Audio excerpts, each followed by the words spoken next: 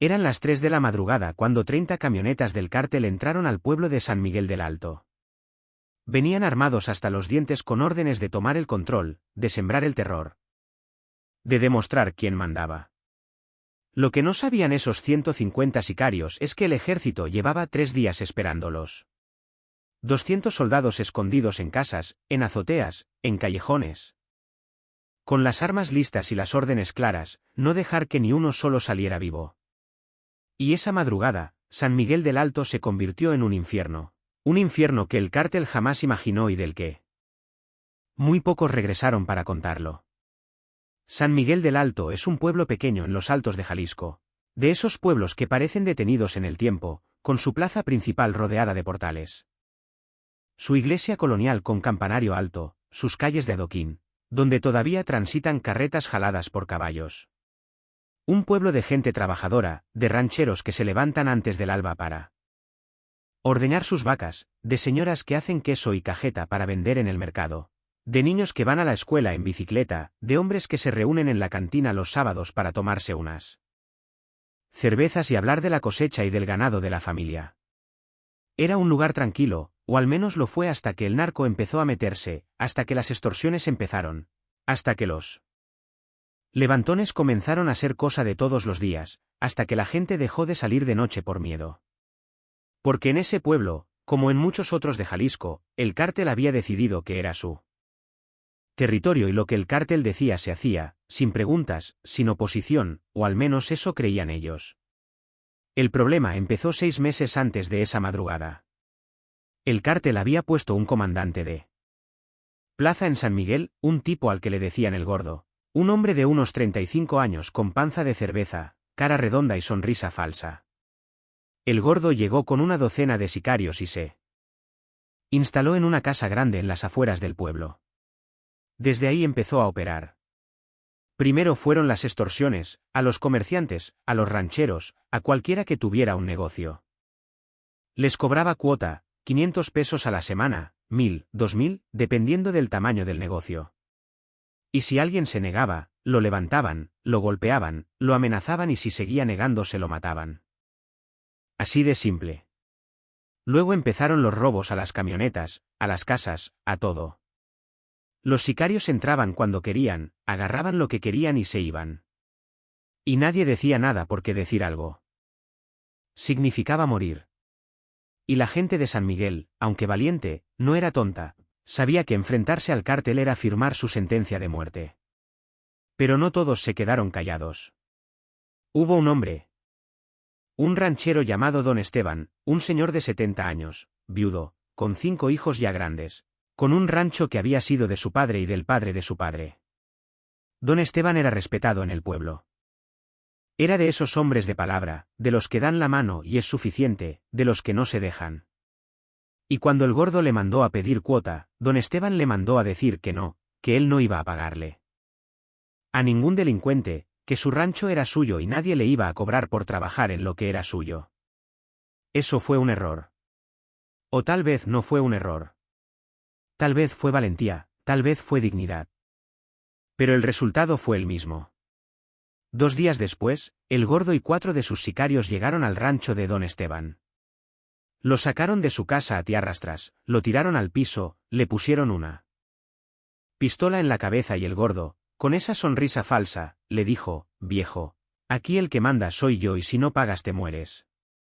Don Esteban, con el rostro contra la tierra, con sangre en la boca, levantó la vista y le dijo, mátenme si quieren, pero no me van a ver rogar. El Gordo se rió, le escupió y le dijo, no te voy a matar todavía, pero sí te voy a dar una lección. Y le disparó en la pierna. Don Esteban gritó, se retorció de dolor y los sicarios se fueron dejándolo ahí, sangrando, agonizando. Lo encontraron sus hijos 2 horas después. Lo llevaron al hospital, le salvaron la vida, pero don Esteban ya no pudo caminar bien. Quedó con una cojera permanente y con un odio profundo hacia el cártel, un odio que compartían muchos otros en el pueblo. Pero el miedo era más fuerte. El miedo los paralizaba hasta que pasó algo que cambió todo, porque resulta que uno de los hijos de don Esteban, el mayor, se llamaba Capitán Esteban Morales, y era oficial del ejército mexicano. Estaba destacado en Guadalajara, en la 10ª zona militar. Y cuando se enteró de lo que le habían hecho a su padre, cuando vio a su padre cojeando, con la pierna destrozada, con el orgullo herido, decidió que era suficiente, que el cártel no se iba a salir con la suya, que iba a hacer algo, algo que iba a cambiar todo. El capitán Morales habló con su padre y le dijo que iba a arreglar las cosas, que iba a hacer que el cártel pagara. Don Esteban, con lágrimas en los ojos, le dijo: hijo, no quiero que te metas en problemas. Ya bastante daño hicieron. Pero el capitán lo miró con determinación. Papá, esto no es solo por ti, es por todo el pueblo, por todos los que han sufrido, por todos los que tienen miedo. Y yo tengo el poder para hacer algo y lo voy a hacer. Don Esteban asintió porque sabía que su hijo tenía razón y porque sabía que su hijo era de los que cumplían su palabra, igual que él. El capitán Morales regresó a Guadalajara. Fue directo con su superior, un general de división. Le contó todo. Le dijo lo que estaba pasando en San Miguel, le dijo que el cártel había tomado el control, que estaban extorsionando, matando, robando y que nadie hacía nada. El general escuchó y luego preguntó: ¿qué propones? Quiero montar un operativo. Quiero llevar tropas. Quiero limpiar el pueblo. El general dudó porque montar un operativo así no era fácil. Requería autorización, requería planeación, requería mucho. Pero el general también sabía que el cártel había hecho demasiado daño, que había que detenerlos. Así que asintió. Te doy luz verde, pero tiene que ser discreto. Nada de ruido hasta que estemos listos. Y cuando ataquemos tiene que ser contundente, sin errores. El capitán Morales salió de esa oficina con una sonrisa porque sabía que acababa de conseguir lo que necesitaba y ahora solo faltaba planear.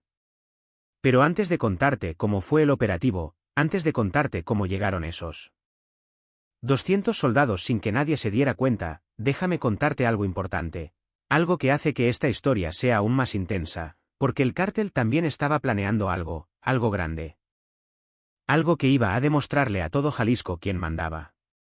Y ese algo era tomar San Miguel del Alto por completo. No solo tener un comandante de plaza, no solo cobrar cuota, sino tomar el control total, poner retenes, controlar quién entraba y quién salía, convertir el pueblo en su bastión. Y para eso iban a mandar a más gente, muchos más, 150 sicarios armados con lo mejor que tenían, con órdenes de hacer lo que fuera necesario para tomar el control. El cártel había planeado todo. Iban a entrar al pueblo en la madrugada cuando todos durmieran. Iban a tomar la presidencia municipal. Iban a quemar las patrullas de la policía local. Iban a sacar a los policías de sus casas y los iban a ejecutar en la plaza para que todos vieran. Iban a poner mantas con amenazas. Iban a disparar al aire. Iban a hacer que todos supieran que ellos mandaban y después iban a instalar retenes en las entradas del pueblo. Y desde ese día, San Miguel del Alto iba a ser territorio del cártel. Oficialmente, el plan era bueno, bien pensado, bien organizado y hubiera funcionado si no fuera porque el ejército se enteró. Resulta que el ejército tenía un informante dentro del cártel. Un sicario que se había cansado de matar, que se había cansado de ver sufrir a gente inocente y que había decidido colaborar. Ese informante le contó al capitán Morales todo. Le dijo cuándo iban a atacar. Le dijo cuántos iban a ser. Le dijo que iban a entrar por 3 puntos diferentes y le dijo que iban a llegar a las 4 de la mañana. El capitán Morales escuchó todo, tomó notas. Hizo preguntas y cuando el informante terminó, el capitán sonrió porque acababa de recibir el regalo perfecto. La información perfecta, y ahora solo tenía que usar esa información para armarla. Trampa perfecta. El capitán reunió a sus hombres, 200 soldados de élite, tropas bien entrenadas, con experiencia en combate, con armamento pesado. Les explicó la misión. Les dijo que iban a ir a San Miguel del Alto, que iban a esconderse, que iban a esperar y que cuando el cártel llegara iban a atacar sin piedad, sin dudas, con todo. Los soldados entendieron y se prepararon porque Sabían que esto no iba a ser un operativo común, esto iba a ser una guerra que tenían que ganar. 3 días antes del ataque planeado por el cártel, el ejército entró a San Miguel del Alto, pero no entraron como ejército. Entraron discretos, de noche, en grupos pequeños, en vehículos civiles. Se dividieron. Algunos se instalaron en casas abandonadas, otros en azoteas. Otros en edificios. Se escondieron, se camuflaron y esperaron. La gente del pueblo no se dio cuenta. Bueno, algunos sí.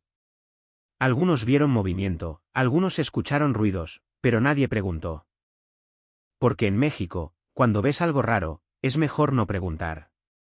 Es más seguro hacerse el que no viste nada. El capitán Morales instaló su puesto de comando en el segundo piso de una casa frente a la plaza principal. Desde ahí podía ver todo, podía coordinar, podía dar órdenes. Tenía radios, mapas, todo lo que necesitaba. Y durante 3 días esperó, revisó posiciones, checó armamento. Se aseguró de que todo estuviera listo. Y mientras esperaba, pensaba en su padre, en lo que le habían hecho, en cómo lo habían humillado y sentía cómo la rabia le crecía, pero la controló porque sabía que la rabia sin control es peligrosa y él necesitaba estar frío, calculador, letal. La noche del ataque llegó. Era un viernes. El cielo estaba despejado. Hacía frío. El pueblo estaba en silencio. Las calles vacías. Solo se escuchaban los perros ladrando a lo lejos y el viento moviendo las ramas de los árboles. El capitán Morales estaba en su puesto con los binoculares mirando las entradas del pueblo.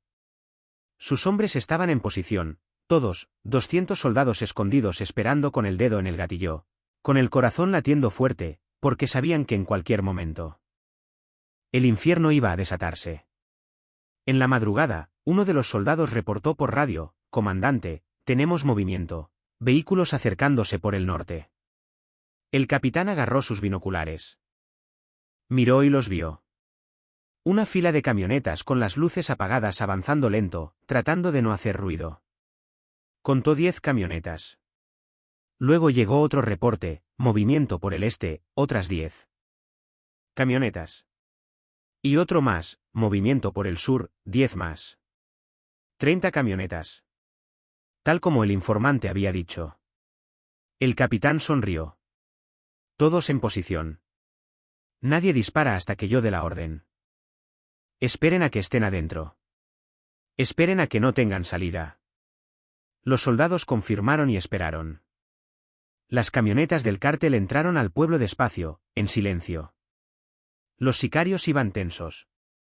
Nerviosos, pero también confiados, porque pensaban que nadie los esperaba, que iban a tomar el pueblo sin problemas. Algunos incluso iban riéndose, fumando, haciendo bromas. No tenían idea de qué. Estaban entrando a una trampa. Las camionetas llegaron a la plaza principal. Se estacionaron. Los sicarios empezaron a bajarse. 150 hombres, todos armados, con cuernos de chivo. Con lanzagranadas, con pistolas, con chalecos tácticos. Se veían peligrosos, se veían letales. Pero no se veían lo suficientemente alertas porque no miraron las azoteas, no miraron las ventanas. No miraron las sombras. Y eso fue su error. El gordo bajó de una de las camionetas, era el que comandaba el operativo, levantó la mano, gritó: «Todos a sus posiciones, tomen la presidencia. Quemen las patrullas y traigan a los policías». Los sicarios empezaron a moverse. Corrían hacia la presidencia municipal, hacia la comandancia de policía, hacia diferentes puntos del pueblo. Y justo cuando estaban más dispersos, justo cuando estaban más vulnerables, el capitán Morales dio la orden: «Fuego». Y el infierno se desató. De todas las azoteas, de todas las ventanas. De todos los rincones empezaron a llover balas. Los soldados disparaban con precisión, con disciplina, con efectividad. Los sicarios cayeron por docenas. No tuvieron tiempo de reaccionar. No tuvieron tiempo de cubrirse, solo tuvieron tiempo de morir. Las ráfagas de los rifles del ejército iluminaban la noche. El sonido era ensordecedor, gritos, explosiones, caos. El gordo. Al ver lo que estaba pasando, gritó, «Es una emboscada. Regresen a las camionetas». Pero ya era tarde, porque los soldados también habían tomado posiciones en las salidas. Y cuando los sicarios intentaron huir, se encontraron con más balas, con más soldados, con más muerte. Algunos sicarios intentaron defenderse. Disparaban hacia las azoteas, hacia las ventanas, pero no podían ver a los soldados.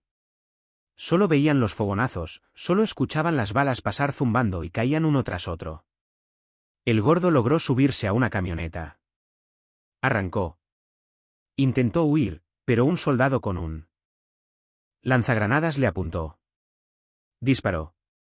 El cohete impactó la camioneta, explotó. El gordo salió volando, cayó al suelo, ardiendo, gritando y dejó de gritar en cuestión de segundos. El tiroteo duró 20 minutos, 20 minutos de intensidad pura, de violencia descontrolada. Y cuando terminó, cuando las balas dejaron de volar, cuando el humo empezó a disiparse, la plaza principal de San Miguel del Alto parecía un campo de batalla. Cuerpos por todos lados, sangre, camionetas destrozadas, vidrios rotos y silencio. Un silencio pesado, mortal. El capitán Morales bajó de su puesto. Caminó por la plaza, revisando, contando. De los 150 sicarios que habían entrado, 137 estaban muertos. 13 habían logrado escapar, heridos, corriendo. Pero el ejército los persiguió y los atrapó a todos. No quedó ni uno. El operativo había sido un éxito total. Porque resulta que cuando el cártel se enteró de lo que había pasado, de que habían perdido a 150 hombres en una sola noche, entraron en shock, en pánico, porque nunca les había pasado algo así. Nunca habían sufrido una derrota tan aplastante. Y la pregunta que todos se hacían era, ¿cómo sabía el ejército? ¿Quién los había traicionado? Y empezaron a buscar, a interrogar, a matar sospechosos, pero nunca encontraron al informante porque el ejército lo había sacado del país, le había dado una nueva identidad y ahora vivía tranquilo en otro lugar, lejos del cártel, lejos del peligro. Los días siguientes fueron tensos. El ejército se quedó en San Miguel del Alto, patrullando, vigilando, asegurándose de que el cártel no regresara. Y poco a poco el pueblo empezó a respirar de nuevo. La gente salió a las calles, los comercios abrieron, los niños volvieron a jugar y don Esteban, el ranchero que había sido baleado, que había perdido su capacidad de caminar bien, salió de su casa cojeando con su bastón y caminó hasta la plaza. Miró las manchas de sangre que todavía estaban en el piso. Miró los agujeros de bala en las paredes y sonrió, una sonrisa amarga, pero sonrisa al fin, porque sabía que la pesadilla había terminado, que su pueblo estaba libre y que su hijo había cumplido su promesa. El capitán Morales fue a visitar a su padre. Don Esteban lo abrazó, lloró y le dijo, «Gracias, hijo. Gracias por devolvernos la paz». El capitán solo asintió. Porque no había nada más que decir. Había hecho lo que tenía que hacer y aunque había matado a mucha gente esa noche, no sentía remordimiento porque esa gente había elegido el camino de la violencia. Habían elegido sembrar el terror y ahora habían cosechado las consecuencias. Así de simple. Pero la historia no termina ahí, porque resulta que lo que pasó en San Miguel del Alto mandó un mensaje. Un mensaje que se escuchó en todo Jalisco, en todo México, un mensaje que decía, el ejército puede ser paciente, puede esperar, puede planear, pero cuando ataca lo hace con todo y el resultado es devastador. Y eso hizo que otros cárteles se lo pensaran dos veces antes de intentar tomar un pueblo, antes de extorsionar, antes de matar, porque sabían que podían encontrarse con lo mismo. Con 200 soldados esperándolos, con una emboscada mortal, con el fin de sus operaciones. El cártel nunca regresó a San Miguel del Alto. Intentaron varias veces, mandaron sicarios para hacer reconocimiento, pero siempre se encontraban con el ejército, siempre los detenían, siempre los regresaban y poco a poco entendieron que ese pueblo ya no era para ellos, que habían perdido y que mejor era buscar otros lugares, otros pueblos, otros objetivos. Y San Miguel pudo vivir tranquilo de nuevo, no para siempre porque en México nada es para siempre, pero al menos por un tiempo. Y ese tiempo valió la pena.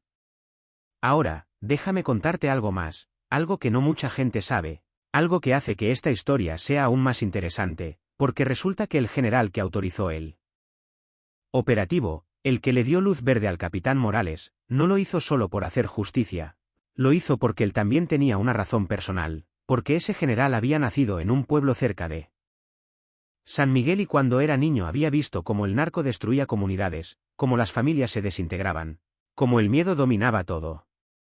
Y se había prometido a sí mismo que algún día, cuando tuviera el poder, iba a hacer algo, iba a pelear, iba a defender a su gente. Y ese día había llegado y había cumplido. Y aunque nunca lo dijo públicamente, aunque nunca buscó reconocimiento, sabía que había hecho lo correcto y eso era suficiente. El general se llamaba Roberto Sandoval. Tenía 58 años, toda una vida en el ejército. Había empezado como soldado raso.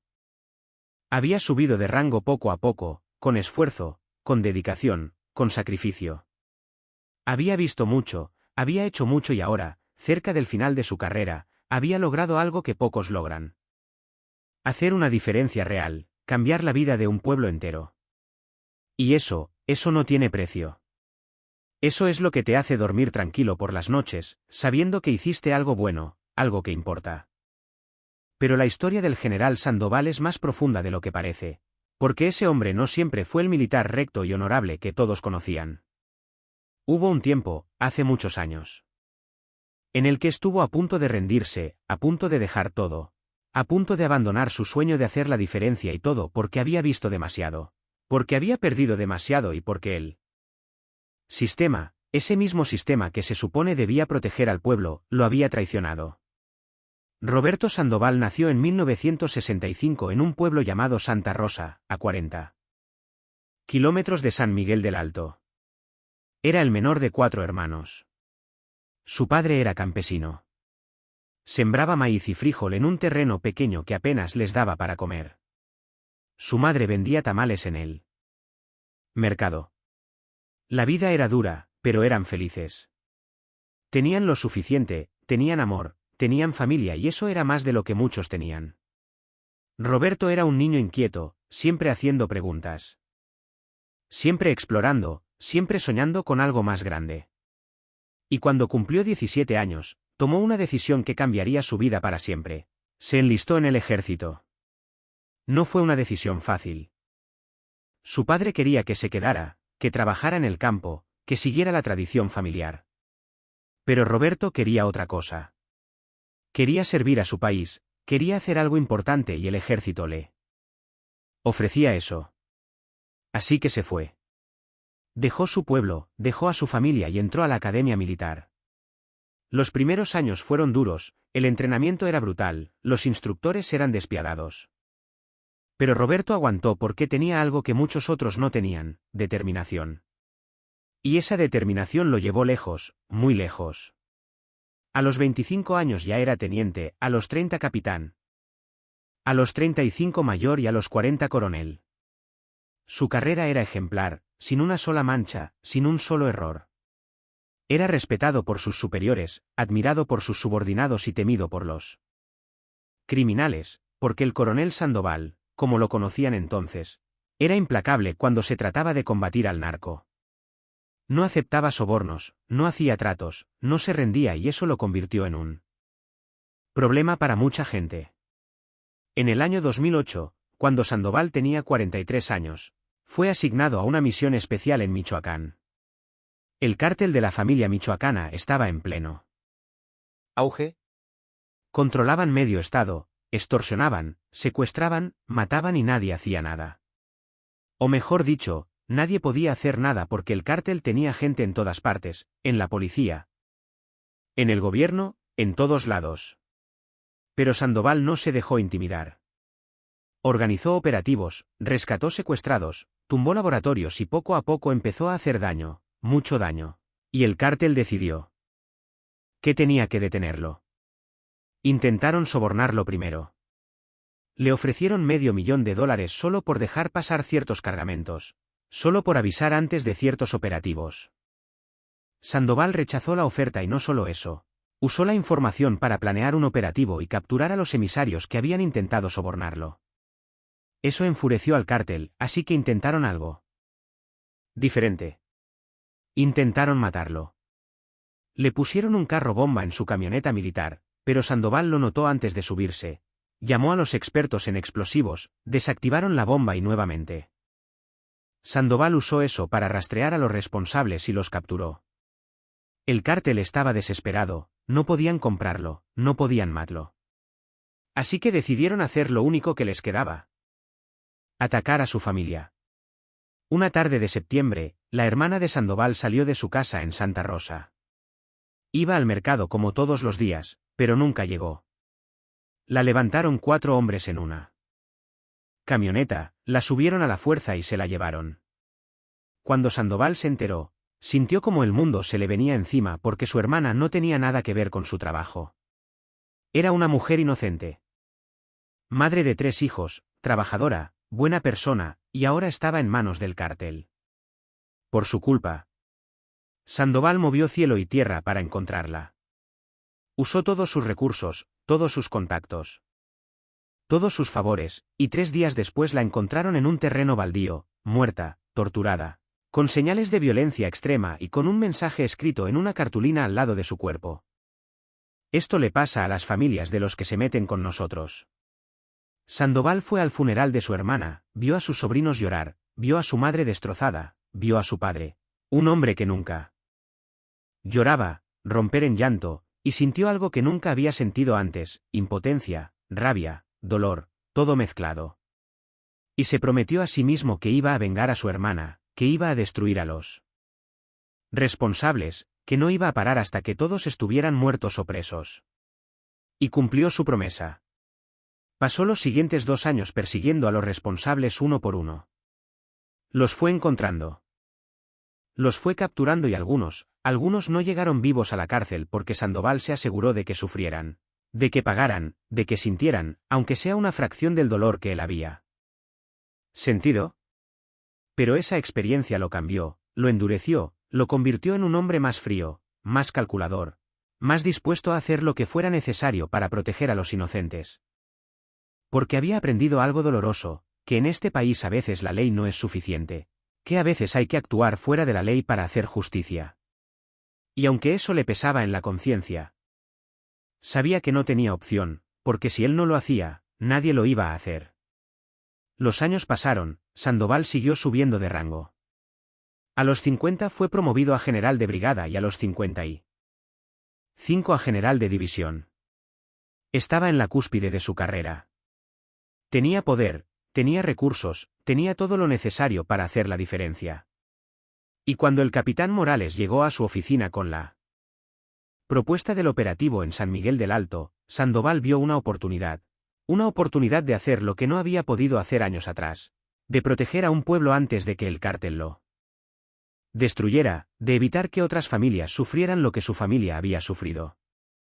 Por eso dio luz verde, por eso autorizó el operativo y por eso se aseguró de que tuvieran todos los recursos necesarios para ganar. El general Sandoval visitó San Miguel del Alto una semana después del operativo. No fue en uniforme, fue de civil, con ropa normal, con sombrero, como un ranchero más. Caminó por las calles, saludó a la gente y la gente, sin saber quién era, le devolvió el saludo. Le ofreció agua, le ofreció comida, porque así es la gente de pueblo, generosa, amable. Y el general, viendo eso, sintió que había valido la pena, que todo el riesgo, todo el peligro, todo el esfuerzo había valido la pena. Se sentó en una banca de la plaza, miró alrededor, vio a los niños jugando. Vio a las señoras platicando, vio a los hombres trabajando y sonrió. Una sonrisa genuina, de satisfacción, de paz, porque estaba viendo lo que su hermana nunca pudo ver. Un pueblo libre. Un pueblo tranquilo, un pueblo donde los niños podían crecer sin miedo. Y entonces pasó algo curioso. Don Esteban, el ranchero, pasó por ahí cojeando con su bastón. Vio al general sentado. No lo reconoció, pero se acercó porque así era don Esteban, amigable. Buenas tardes, amigo, ¿es usted de por aquí? El general sonrió. No, solo vine de visita.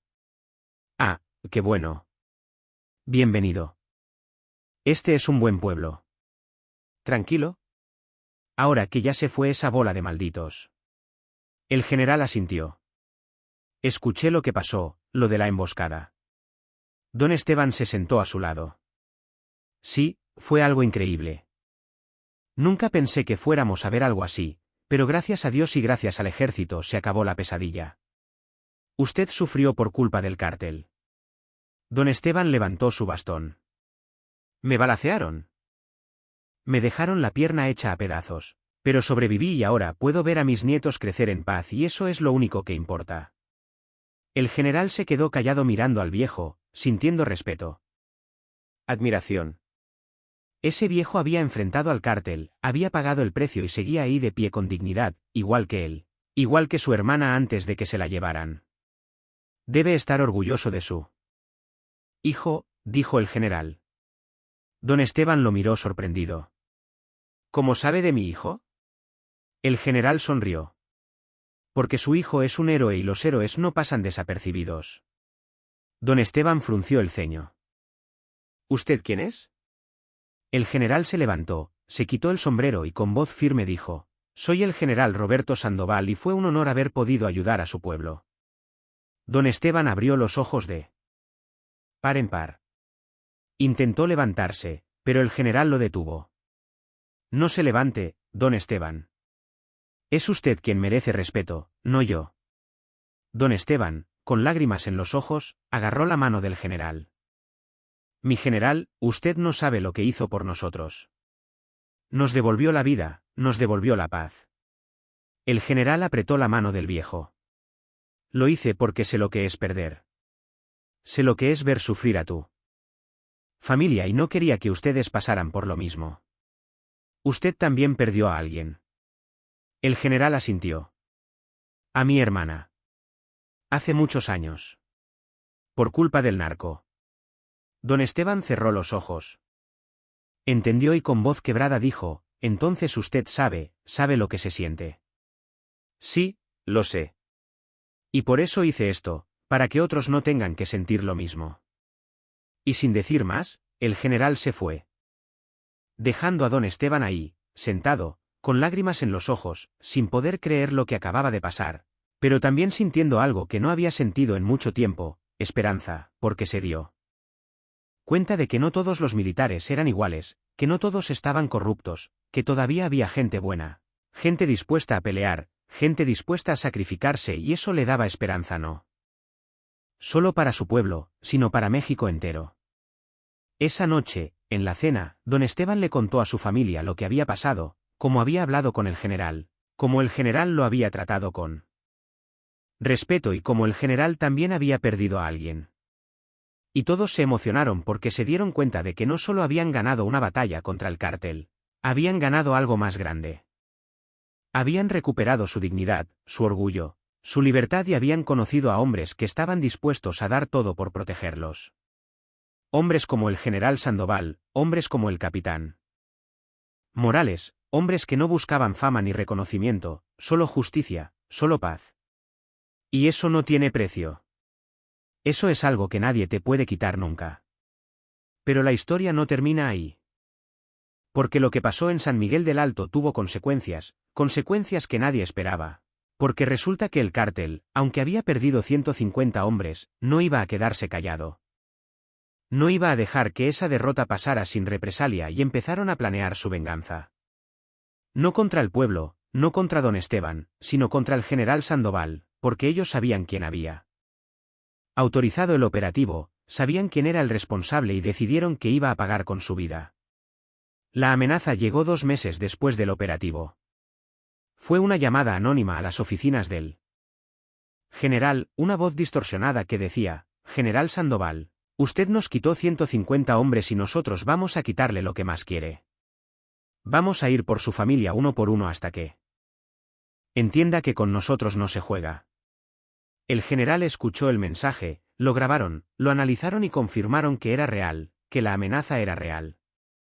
Y el general tomó medidas, puso protección a Toda su familia, a sus hijos, a sus nietos, a su esposa, a todos. Pero sabía que eso no era suficiente porque el cártel era paciente y tarde o temprano iban a encontrar una forma de atacar. Así que tomó una decisión drástica, iba a atacar primero. El general reunió a un equipo de élite, 20 hombres, los mejores de los mejores, y les dio una misión: encontrar a los líderes del cártel en Jalisco y eliminarlos, no capturarlos, eliminarlos. Era una orden ilegal, una orden que podía costarle su carrera, incluso su libertad. Pero el general ya no le importaba por qué. Había aprendido algo hace muchos años, cuando perdió a su hermana, que a veces para proteger a los que amas tienes que estar dispuesto a perder todo, incluso tu alma. Y el general estaba dispuesto. El equipo empezó a operar en secreto, sin reportes, sin registros. Eran fantasmas.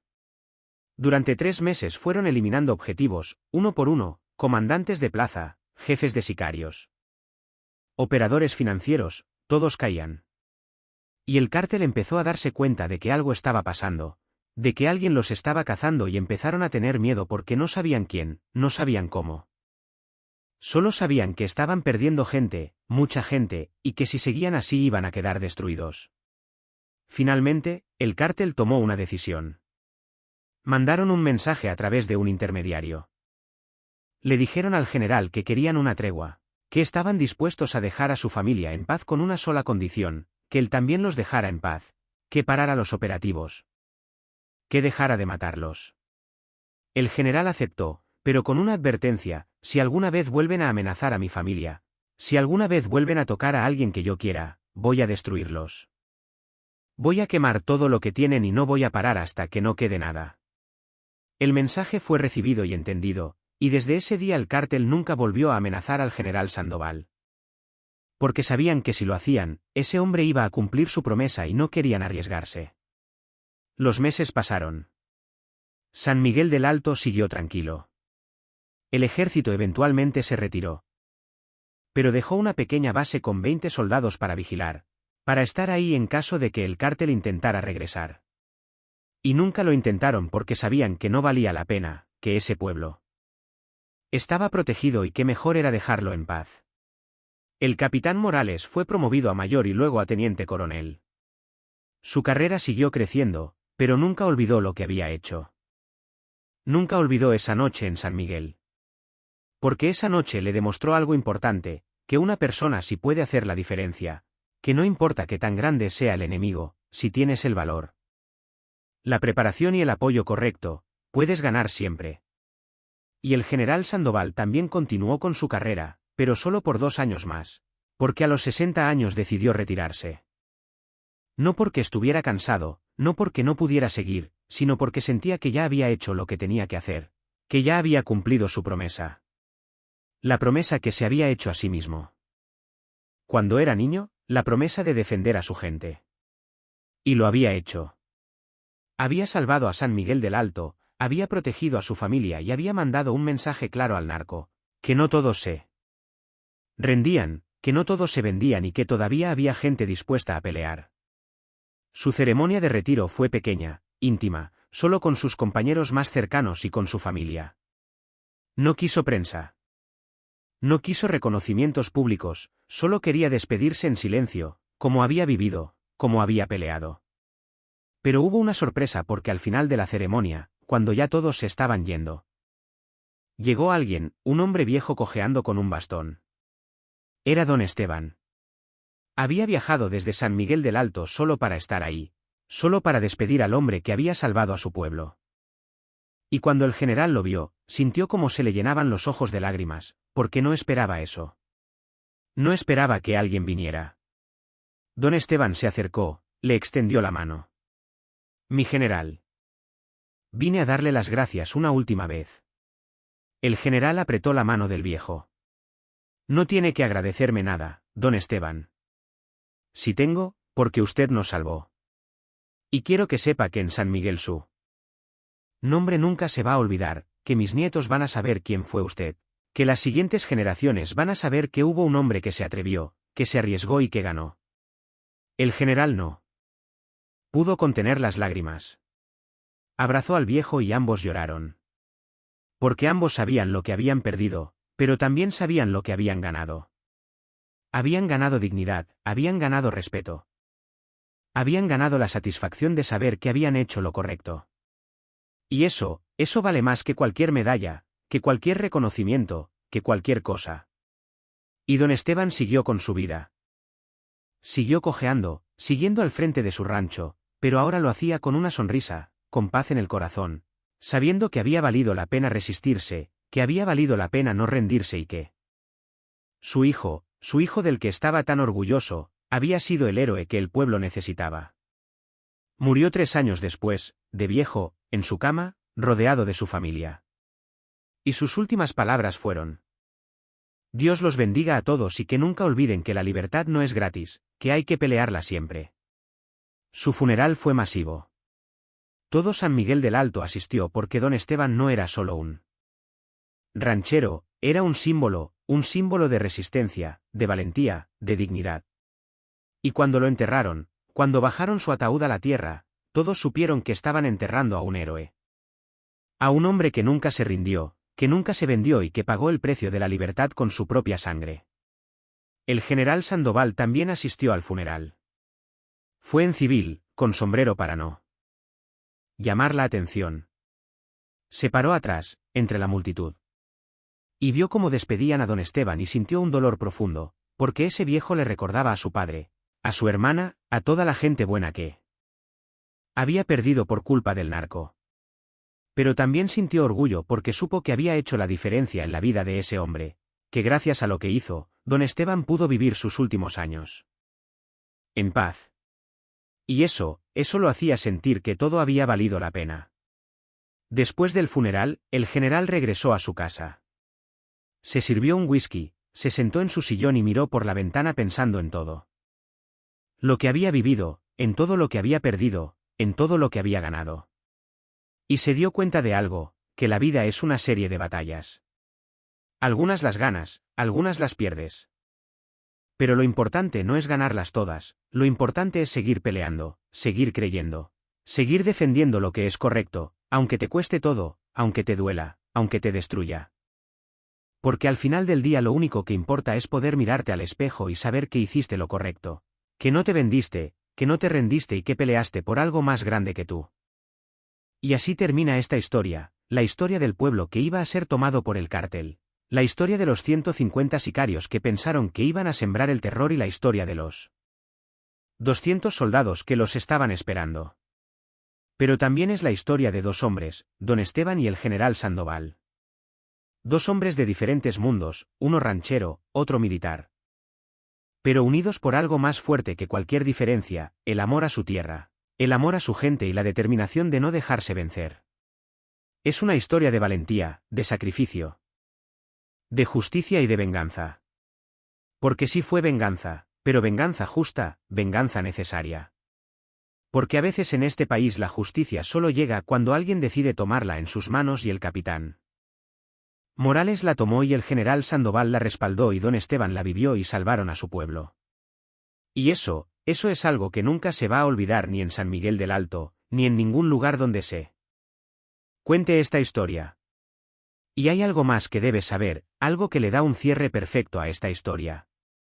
Porque 5 años después de la muerte de don Esteban, su nieto mayor, un muchacho de 18 años llamado Roberto, en honor al general Sandoval, tomó una decisión. Decidió enlistarse en el ejército, igual que el general había hecho décadas atrás. Y cuando le preguntaron por qué, él dijo: porque mi abuelo me enseñó que hay cosas por las que vale la pena pelear. Y quiero ser como el general Sandoval. Quiero defender a mi gente, quiero hacer la diferencia. Y así el ciclo continúa, porque las historias de héroes inspiran a otros héroes. Y mientras haya gente dispuesta a pelear, mientras haya gente dispuesta a sacrificarse, mientras haya gente dispuesta a no rendirse, entonces todavía hay esperanza para San Miguel del Alto, para Jalisco, para México entero. Si llegaste hasta aquí, si escuchaste todo, entonces déjame decirte algo: gracias. Gracias por quedarte. Por escuchar, por valorar estas historias, porque estas historias son reales, son crudas, son duras, Pero son necesarias porque te muestran la realidad de México, la realidad de la lucha contra él. Narco y la realidad de que sí se puede ganar. No siempre, no en todos lados, pero sí se puede. Y cuando se gana, cuando se logra, la victoria sabe a gloria.